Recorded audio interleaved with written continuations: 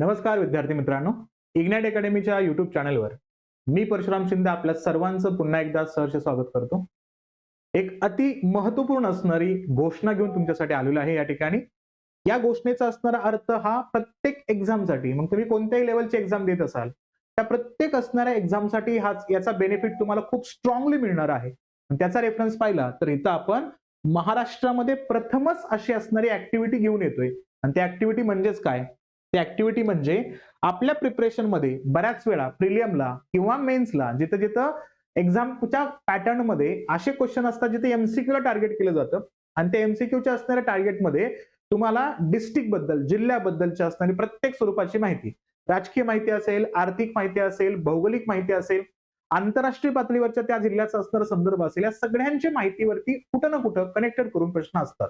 Combine group B C ला असेल, त्या ठिकाणी सरळ सेवेला असेल किंवा इतर कोणत्या एक्झामला असेल, बऱ्याच वेळा राज्यसेवेच्या असणाऱ्या परीक्षेमध्ये सुद्धा तुम्हाला त्याचा एक अँगल येतो. प्रश्न डायरेक्टली जरी नसतील तर ते कुठे ना कुठे त्याचा असणारा अँगल कनेक्ट करून प्रश्न असतात आपल्याला.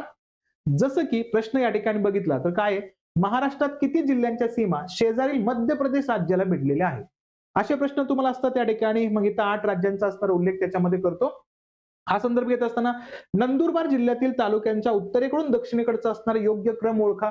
तालुक्यांचा क्रमांचा उल्लेख बऱ्याच वेळा आपल्या परीक्षेमध्ये कंबाईनच्या ग्रुप बी सी ला एखादा असणारा मॅप पण दिला जातो जिल्ह्याचा आणि त्या मॅपला कनेक्टेड असणारे प्रश्न सुद्धा आयोगाने आपल्याला विचारलेले आहेत.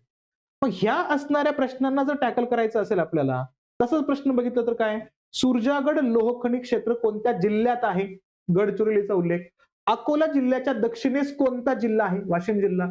असे जे डायरेक्शन्स वरनं, जिओग्राफिकल कंडिशन वरनं, पॉलिटिकल सिनॅरिओ जे क्वेश्चन्स येतात, त्या क्वेश्चन्सला आपल्याला जर योग्य पद्धतीने टॅकल करायचं असेल तर आपण एक अति महत्वपूर्ण असणारी सिरीज घेऊन येतोय. आपले असणारे नितीन सर ही असणारी सिरीज घेऊन येतात, ज्यामध्ये आपण जिल्हा दर्शन सिरीज आणतोय, ज्यामध्ये आपण प्रत्येक असणाऱ्या जिल्ह्याचा उल्लेख करतोय. मग तिथं आपण वेगवेगळ्या जिल्ह्यांचा रेफरन्स आणतोय याच्यामध्ये. मग जेवढे काही आपल्या महाराष्ट्रामध्ये असणारे 36 जिल्ह्यांचा उल्लेख आहे त्या सगळ्यांना हायलाइट करायचं. मग तलाठी भरती असेल, सरळ सेवा असेल, पोलीस भरती, मनपा भरती असेल, एमपीएससी आणि इतर सर्व स्पर्धा परीक्षांसाठी असणारा हा उपयुक्त सेशन तुमच्यासाठी नितीन सर घेऊन येत आहेत. मग 36 जिल्हे आणि 36 सेशन्स याच्यामध्ये असणार आहेत.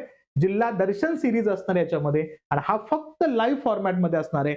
नंतर हे सेशन या ठिकाणी युट्यूब वरती राहणार नाही. मग नंतर तुम्हाला ते पे करून ऍप्लिकेशन वरती भरावं लागणार आहे. त्यामुळे असं काही करत बसायचं नाही. आपण लाईव्ह फॉर्मॅटमध्ये डेली संध्याकाळी 9 वाजता, कुठं डेली संध्याकाळी 9 वाजता आपल्या असणाऱ्या इग्नाइट अकॅडमीच्या असणाऱ्या मेन चॅनलवरती, म्हणजे जिथं सबस्क्रायबर्स 11 लाख प्लस आहेत, काही दिवसामध्ये ते 12 लाख सबस्क्रायबर होतील.